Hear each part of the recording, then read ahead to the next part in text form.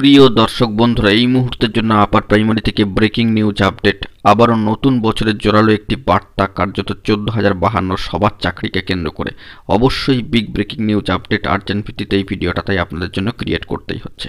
ভিডিওটিকে শেষ পর্যন্ত ওয়াচ করবেন, কোনোভাবে স্কিপ করবেন না। চ্যানেলটিকে অতি অবশ্যই সাবস্ক্রাইব করে নিয়ে সঙ্গে থাকবেন। চলুন কথাবার্তা না বাড়িয়ে মূল টপিকে ফোকাস করি।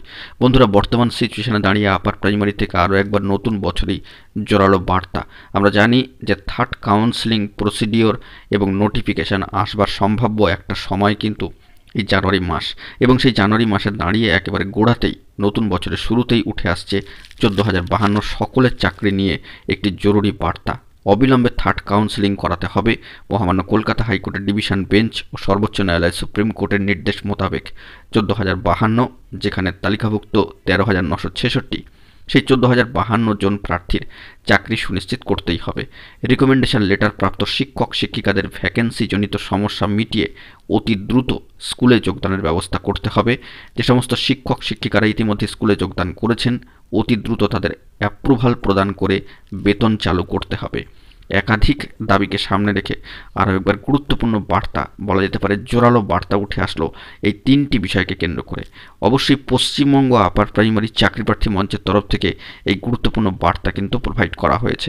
অফিসিয়াল ভেরিফাইড গ্রুপে অবশ্যই এই বিষয়টিকে জানিয়ে দেওয়া হয়েছে প্রার্থীদের উদ্দেশ্যে, এবং এই বিষয়ে থার্ড কাউন্সেলিং করাতে হবে অবিলম্বে। 14,052 সকলের চাকরি সুনিশ্চিত করতে হবে।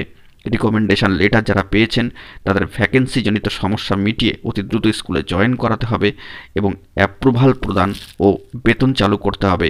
একাধিক দাবিকে সামনে রেখে আবারও কিন্তু জোরালো বার্তা উঠে আসলো পশ্চিমবঙ্গ আপার প্রাইমারি চাকরি প্রার্থী মঞ্চের। একেবারে নতুন বছরের গোড়াতেই গুরুত্বপূর্ণ বার্তা। অবশ্যই এই বিষয়ে কিন্তু পশ্চিমবঙ্গ আপার প্রাইমারি চাকরি প্রার্থী মঞ্চকে এবং গুরুত্বপূর্ণ সদস্যদের কিন্তু অবশ্যই ধন্যবাদ, কৃতজ্ঞতা জানাতেই হচ্ছে। তাদের নিরলস প্রয়াস প্রচেষ্টা অবশ্যই লক্ষণীয়।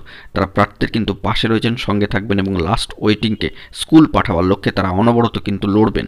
দেখা যাক এই জানুয়ারি মাস কতটা গুরুত্বপূর্ণ হয়ে ওঠে প্রার্থীদের কাছে, এবং তৃতীয় কাউন্সেলিংয়ের শিডিউল নোটিফিকেশান আসবার সম্ভাব্য অপেক্ষায় কিন্তু চাকরি প্রার্থীরা রয়েছেন। তো জরুরি খবর আপডেট উঠে আসলো এই কয়েকটি বিষয়কে কেন্দ্র করে। অবশ্যই এ বিষয়ে জোরালো বার্তা কিন্তু থাকছেই। দেখা যাক পরবর্তী ক্ষেত্রে কি আপডেট উঠে আসে। এখন এটুকুই, সকলে ভালো থাকবেন। চ্যানেলটিকে এখনই সাবস্ক্রাইব করে নিয়ে আপডেটগুলি পাওয়ার জন্য সঙ্গে থাকবেন। ধন্যবাদ।